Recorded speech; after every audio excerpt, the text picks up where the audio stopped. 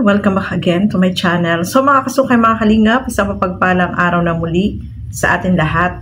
So for today's vlog, updates tayo dito sa bahay. Siyempre, ano ba yung status ng kuryente at yung sa tubig dito sa bahay nila Beyonce, mga kalingap. Pag-uusapan po natin sa video na ito. Pero bago natin simulan yan, huwag niyo pong kakalimutan mag-subscribe. Val Santos Matubang, Kalingap Rob at Edna Vlogs sa tanging yung lingkod. Gandang Emmy. Sa mga hindi pa po nakapag-subscribe, please subscribe and please hit the notification bell para lagi po kayong updated sa aking mga ina-upload na mga reaction video. So eto, panoorin po natin ang video na ito. Kompleto na mga mabaido. Pati mga bisita, mga itzihan. Oh, grabe oh. Grabe po mga kaibigan oh. Talaga naman po. So may lamisa na. May ilang gamit dito. Yan oh. Ay, grabe no. Kaso po wala pang ilaw, yun o, ilaw natin ha. Wala pang ilaw. So mayroon ng kama. Saan si Papa mo, Toy? Saan punta? Ano, daet? Inasikas yung ilaw? Tingin mo, inasikas yung ilaw? Hindi mo alam. Ha? Hindi ko alam, baka na. So ito po mga kaibigan na, walang ilaw ha, oh. So yan po oh, walang ilaw po. Walang ilaw ha. So pag may ilaw na ito, maribon cutting tayo. House place. Ito CR oh. Dalawang CR. Dito sa loob, dito sa taas, meron dito. Ha? Milyon inabot dito. Milyon ang inabot. So, ito yung dalawang kwarto po nila. May kutso dito. Yan, may kutso naman. May share dito. So, may kama rito. Ito yung kaibigan sila kwarto. Grabe mga kaibigan. Ano kaya ito? Baka piano ito. So, halos kumpleto po ang gamit, ha? Ganda nito, Baka ito ang kwarto mo. Ha? Yan naman ang kwarto mo. Doon na ako sa baba. Sa baba? Doon na ako. Nasaan yung balik mo rito? Balik mo balik mo rito. So yan po mga kaibigan. Grabe. Grabing bahay ni Beyonce. Papaido po ay masaya. Kasi po, ano yan? Dito na yun. Dito na yun. Kaid.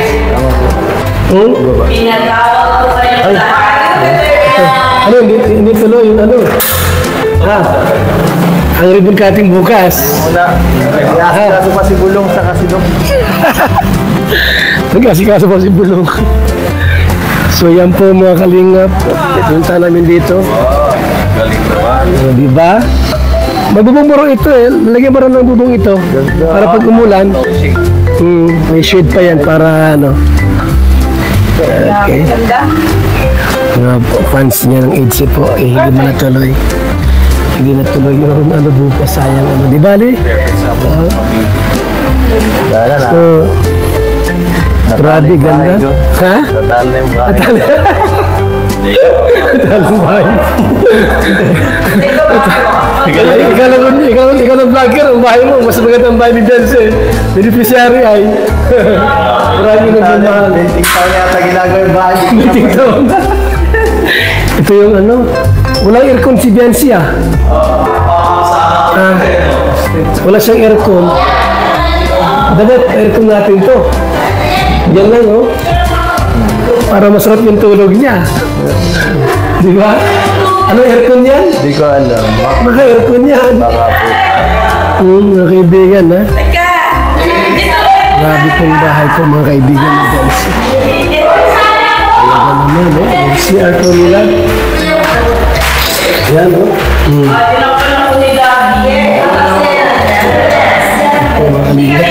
Yung mga kasukay, mga kalingap, nakita natin no. Ang ganda na, may upuan na, may sala set. merong dining table na nakita natin doon sa vlog ni Kuya Bal, no, na may mga gamit na. Doon sa gilid merong table tapos may bulaklak. Tapos yun sa mga kwarto, may higaan na din sa baba at doon sa taas, yung isa lang ang wala. Tapos doon sa kusina, nakita natin parang mayroong cabinet doon na nilagay din, mga kalingap. Doon sa may lababo. So, ayan. At yung bulaklak doon sa paakyat sa hagdan, may ganung style pa, no, mga kalingap. So, talagang yung ribbon cutting ay talagang inaabangan ng lahat. Alam ko marami pong nag-aabang dyan, mga kalingap. At marami yung, syempre, nalungkot dahil na-postpone nga itong ribbon cutting dito sa pabahay kay Beyonce. Kahit tayo po ay dapat ay pupunta rin kasi makikisama. Gusto nating nandun tayo, no, sa ribbon cutting sa pabahay nila Beyonce, pero na-postpone nga, mga kalingap, at hopefully, no, ito may good news tayo, mga kalingap.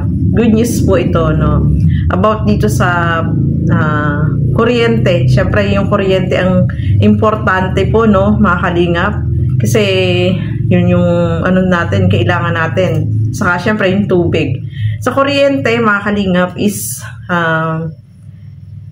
gagawa nila ng paraan, no? Gagamit sila ng ibang pangalan, no? Syempre sa pangalan ng mama ni Beyonce, mga kalingap, yun ang gagamitin. So panibagong apply sila. At ang kagandahan doon is hindi na daw i-inspectionin yung bahay, hindi na pupuntahan. At meron silang babayaran doon sa ano bang pangalan ng na yun? Yung sa electric bill, sa electric, no, company na yun, is meron silang babayaran at wala na daw po yun na inspection. So maganda, no, mga kalingap. Hopefully, yes, hopefully, itong week na to is malakad na lahat yung mga kailangan. Kailangan daw po kasi ng yung indigency, no, sa barangay, kukuha noon yung mama ni Beyonce, mga kalingap. At syempre, hopefully, makapag-seminar sa other day, no? Kasi ngayon nagsiseminar na po, no, mga kalingap. Nagsiseminar diyan sa, pag magpapakabit ng kuryente. So, hopefully, maging okay po yung lahat, no? At sigurado na daw po yan, mga kalingap, no? So, maganda po yan. At maayos. Baka mga 1 week or 2 weeks, hindi po natin alam. But hopefully, yes, maayos po yan, no, mga kalingap. Pag-pray natin, syempre na walang maging mang problema pa. At maging mabilis na yung maikabit, no? Maikabit itong kuryente sa bahay nila Beyonce. Syempre, kapag naikabit na po yan, magre-ribbon cutting na yan. Yun yung inaabangan natin lahat. At doon sa tubig naman po, mga kalingap, malamang itong tubig, kung yung sinasabi na papaayos, mapapaayos po yan, no, mga kalingap. At ang maganda pa dito, di ba marami nagre-request na sana daw merong tangke doon sa taas. So, na rin po yung sponsor na yung tangke ay parang magtingin-tingin na, no? Yung tangke na para makabitan din itong taas ng tangke para yung tubig ay meron silang stock na tubig. Kasi alam naman natin po na po yan, yung sa kuryente lang, yung deep well na Jetmatic, no? Kuryente yung magpapagana. So, ang maganda pa dyan, yung paglalagyan ng yung Jetmatic nung sa tubig, lalagyan na rin po ng pinakang bubong. So, maganda yun, no? Kasi hindi na siya mababasa. Kasi kaya siguro nasira, baka nabasa. Kasi ulan ng ulan, di ba? So, mas maganda talaga, safe, may bubong. Parang meron siya talagang lagayan na may bubong, na may harang na hindi siya mababasa, no, mga kalingap. Para talagang safety na safety yung Jetmatic na ginagamit. Kasi alam nyo naman, kapag nauulan na, syempre masisira yan. Kuryente yung gumagana dyan, no, mga kalingap. Sa kuryente, kinakabit yan sa sinasaksak sa kuryente. So maganda dyan, palalagyan din po yan ng tangke dun sa taas para yung pwedeng mag-ipon ng tubig na hindi maubusan, no? Na medyo malaki, hindi yung maliit lang, yung malaki na talagang hindi siya maubusan. Kapag konti na lang yun, di ba? Pagaganahin lang yung yung sa Jetmatic saka ng tubig, yung naakyat yung tubig. So maganda po yun, no, mga kalingap, at alam natin na talagang lahat tayo ay nag-aabang po niyan, mga kalingap. Syempre, gusto natin na makalipat na rin syempre itong sila Beyonce, no, dahil nagkaroon nga ng problemang ganyan, pero ginagawa na po ng paraan, kaya huwag na po kayong mag-alala. At yung mga request natin dyan, yung iba, marami yung nababasa ako ng mga comment na wala daw cabinet, walang yung upuan, bakit ganun daw. Yung upuan naman po ay mapapaganda pa yan, pwedeng lagyan niya ng foam, lagyan ng mga una na maliliit, di ba? Mapapaganda po yan. At magpasalamat po tayo dahil mayroong mababait na sponsor na nagbigay niyan, syempre, no, pati yung sa mesa. Kaya talagang yung bahay nila Beyonce ay kompleto sa gamit, mga kalingap. So hopefully, maayos po agad siya, no? At alabang na marami yung nag-aabang, no, mga kalingap. So ayan, maraming salamat po sa inyong walang sawang panonood at pagsuporta syempre sa kalingap. Lagi po natin suportahan Bal Santos Matubang, Kalingap Rob at Edna Vlogs. At syempre yung inyong lingkod, Gandang Emmy. Sa mga hindi pa po nakapag-subscribe, please subscribe and please hit the notification bell para lagi po kayong updated sa aking mga ina-upload na mga reaction video. So hanggang dito na lamang po muna. Bye-bye po!